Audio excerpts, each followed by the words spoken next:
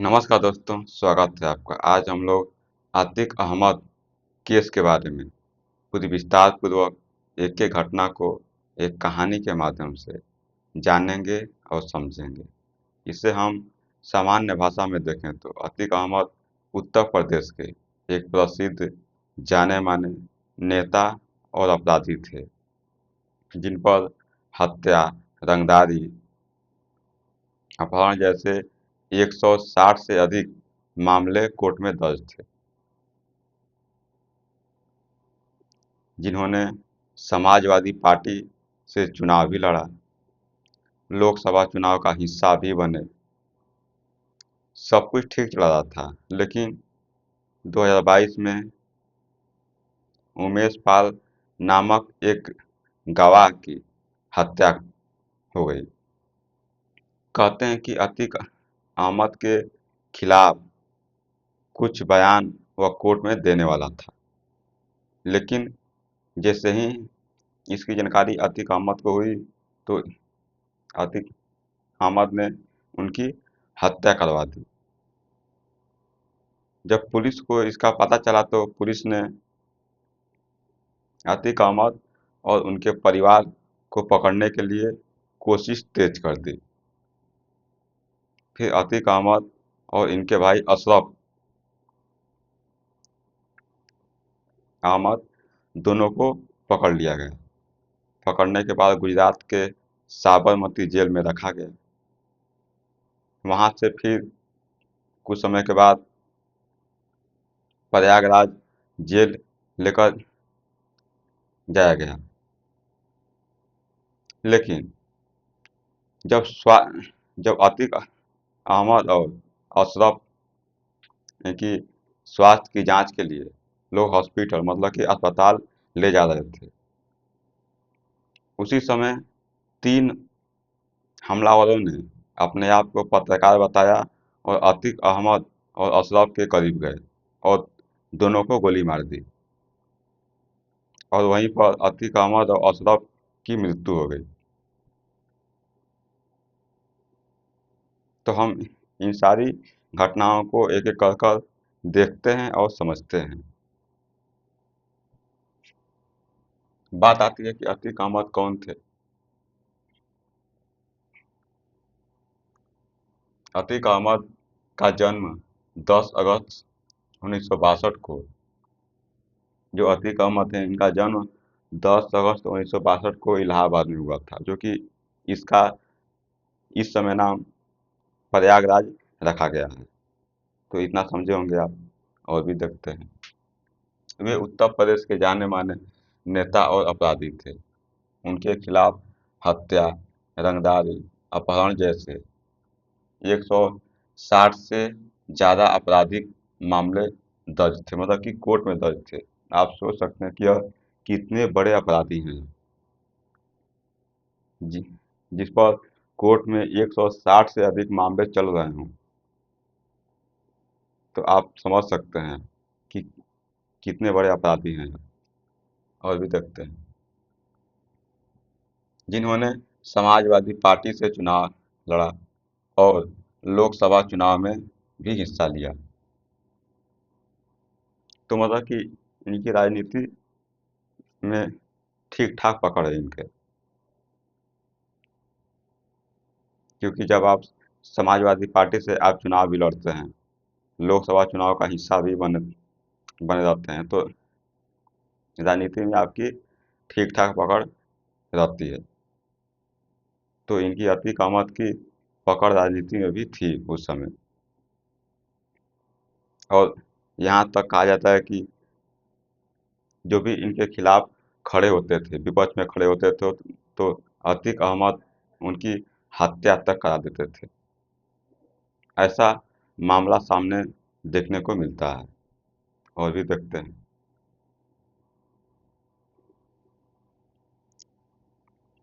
फिर हम लोग पहले की घटना और गिरफ्तारी देख लेते हैं कि पहले की घटना और गिरफ्तारी पर भी हम लोग बात कर लेते हैं, देखते हैं।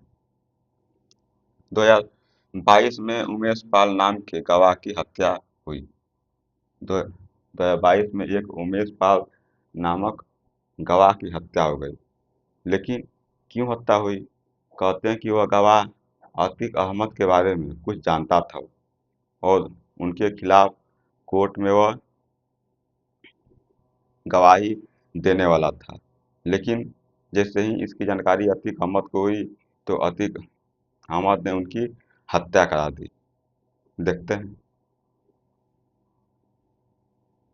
गवाह अतीक अहमद से जुड़े कुछ मामले में बयान देने वाले थे। जब गवाह की हत्या हो गई तो इसकी जानकारी पुलिस को मिली। पुलिस ने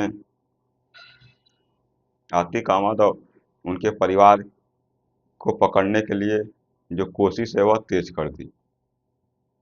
फिर क्या हुआ? उसके बाद आतिक अहमद और उनके भाई अशरफ अहमद दोनों पकड़े गए। उसको भी देख लेते हैं। पुलिस ने आतिक और उनके परिवार को पकड़ने की कोशिश तेज कर दी। आतिक को गुजरात के साबरमती जेल, मतलब कि पहले आतिक अहमद को साबरमती जेल में रखा गया। फिर वहां से प्रयागराज जेल में ले जाया गया। पहले साबरमती जेल में उनको रखा गया, लेकिन वहां से फिर प्रयागराज जेल में रखा गया उनको। लेकिन फिर क्या हुआ और भी देखते हैं। देखिए, अतीक और उनके भाई की हत्या। अतीक और उनके भाई की हत्या कैसे हुई देखते हैं उसको भी। अतीक और उनके भाई अशरफ अहमद को हॉस्पिटल ले जाया जा रहा था। मतलब देखा जाए तो जो अस्पताल होता है वहाँ पर उनको ले जाया जा रहा था इनकी स्वास्थ्य की जांच के लिए। लेकिन बीच रास्ते में एक घटना घटी। क्या घटना घटी देखते हैं। जब ले जा रहे थे हॉस्पिटल चेक आने के लिए तो यहाँ पर इसी दौरान 3 हमलावर जो खुद को पत्रकार बता रहे थे उन्हें गोली मार दी। बीच रास्ते में 3 लोग मिले। तीनों ने अपने आप को पत्रकार बताया। पुलिस को भी लगा कि ठीक है, पत्रकार हैं तो कुछ पूछना चाहते होंगे, पूछ लीजिए। लेकिन जैसे ही अतीक अहमद और अशरफ के करीब गए तो इन दोनों ने उनको, मतलब कि तीनों लोग जो पत्रकार बता रहे थे, इन तीनों ने दोनों को गोली मार दी। अतीक अहमद और अशरफ अहमद को, और वहीं पर उनकी मृत्यु हो गई। देखते हैं। देखिए, अतीक को 8 गोलियां लगी और अशरफ को 5 गोली लगी। जो अतीक अहमद है उनको 8 गोली लगी और जो अशरफ अहमद है उनको 5 गोली लगी और वहीं वहीं पर इनकी मृत्यु हो गई। ठीक है, अब क्या हुआ? देख, हमलावरों ने जय श्री राम के नारे लगाए और फिर पकड़ लिए गए। जो हमलावर हैं वह मारने के बाद जय श्री राम का वह नारा लगाए। तो इससे यह पता चलता है कि वह हिंदू समुदाय के थे वो, और खुद ही वह गिरफ्तार हो गए। लेकिन जब जांच हुआ तो क्या निकला देखते हैं उसको भी। देखिए, हमलावरों की पहचान कैसे हुई देखते हैं। 3 हमलावर। पहला नाम आता कि लोकेश तिवारी, 22 साल के थे। जो लोकेश तिवारी हैं वह 22 साल के थे। दूसरा सुनील पुराणे, जो 23 साल के थे। तीसरा नाम आता है अरुण कुमार मौर्य, 18 साल के। मतलब कि यह तीनों युवा हैं एकदम।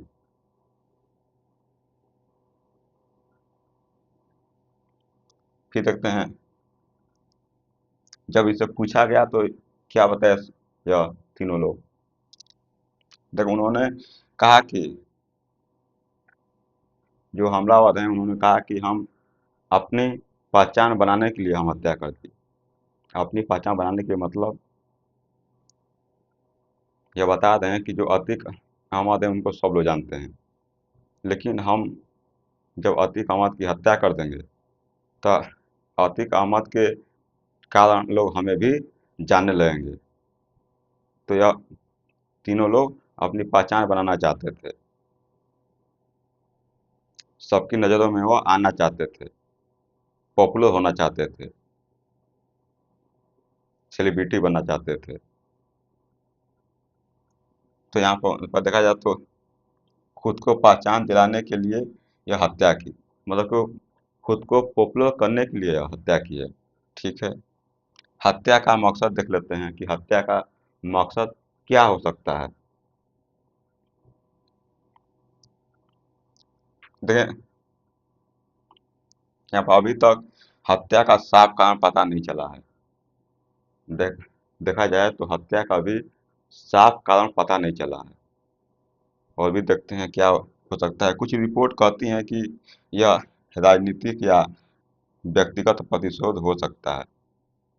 कुछ रिपोर्ट के माध्यम से बताया जा रहा है कि यह जो हत्या की गई है, इसका मकसद राजनीतिक भी हो सकता है या फिर कोई व्यक्तिगत प्रतिशोध की भावना को दिखाया गया है कि किसी व्यक्ति को कोई चोट पहुंचा होगा, कभी अति अमर उनको कभी हानि पहुंचाए होंगे, तो उन्होंने इसका बदला लिया होगा, शायद ऐसा कहा जा सकता है। और भी देखते हैं, कुछ रिपोर्ट कहती हैं कि हमलावरों ने अपनी पहचान बनाने के लिए यह किया। कुछ रिपोर्ट यह भी बताती हैं कि जो हमलावर थे वह अपने आप को पॉपुलरिटी पाना चाहते थे। वह चाहते थे कि हमें लोग जानें, हमें लोग पहचानें, सबकी नज़रों में वह आना चाहते थे। तो इसलिए वह अतीक अहमद की हत्या कर दिए, क्योंकि बहुत सारे लोग अतीक अहमद को जानते हैं। जब जानते हैं तो अतीक अहमद की जब हत्या होगी तो यह भी जानेंगे कि किसने मारा है। तो इस तरह अतीक अहमद के कारण लोग इन लोगों को भी जानने लगेंगे। तो ये लोग अपना पहचान बनाना चाहते थे। और भी देखते हैं, सुरक्षा में चूक। सुरक्षा में चूक कैसे हुई? जब तीनों लोगों ने अपने आप को पत्रकार बताया, तो पुलिस का यह कर्तव्य बनता है कि उनकी पहले जांच कर लें कि उनके पास कोई हथियार तो नहीं है। लेकिन इसकी जांच नहीं की गई उस समय। जब जांच नहीं की गई तो वह अपने जो मकसद है उसमें वह कामयाब हो गए वो। तो यह चूक मानी जाती है। जब पुलिस के वहाँ पर हमलावर आसानी से हॉस्पिटल में घुस गए, क्योंकि उन्होंने खुद को पत्रकार बताया। जब बताया कि हम पत्रकार हैं, तो जो पुलिस वाले हैं वो कहे कि ठीक है, जाने दीजिए, जाकर जो भी पूछना है वह जाकर पूछ लीजिएगा। लेकिन यह तो पत्रकार थे ही नहीं, हमलावर थे।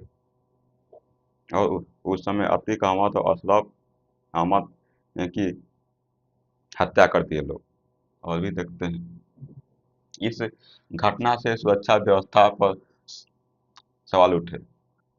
जो यह घटना हुई यह तो इससे सुरक्षा व्यवस्था पर सवाल उठे। बात बिल्कुल सही है, क्योंकि आप उनकी जांच नहीं कर रहे हैं कि जो उनसे मिलने जा रहा है उसके पास कोई हथियार भी तो नहीं है। तो इसकी जांच उस समय नहीं हुई।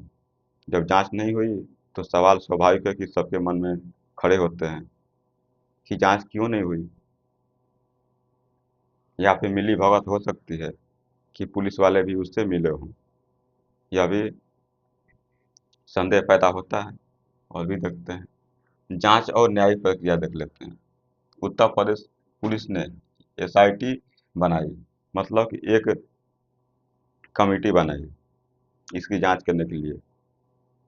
तो फिर क्या हुआ, क्या उससे कुछ निकला या नहीं निकला, उस पर भी हम लोग बात कर लेते हैं। देखें, एसआईटी ने हमलावरों के खिलाफ हत्या और शस्त्र अधिनियम जैसी धाराओं के तहत आरोप पत्र दाखिल किया। जो एसआईटी कमेटी बनी वह हत्या और आपराधिक देख सकते हैं कि आपराधिक अधिनियम जैसी धाराओं के तहत आरोप पत्र दाखिल किया। मतलब कि इनके पास शस्त्र थे। शस्त्र अधिनियम के तहत यह भी केस फाइल हुआ, उस समय दर्ज हुआ। देखिए अतीक अहमद के बेटे अली अहमद भी रंगदारी मामले में पकड़े गए थे। जो अतीक अहमद के बेटे हैं अली अहमद, उनको भी रंगदारी मामले में पकड़ा गया था। उनकी जमानत याचिका खारिज हो चुकी है। उनकी जो जमानत याचिका है वह खारिज हो चुकी है, मतलब कि रद्द कर दिया गया उसको। तो इससे आप कह सकते हैं कि अतीक अहमद का पूरा परिवार ही जो जो रंगदारी के क्षेत्र में वह कूदा हुआ है।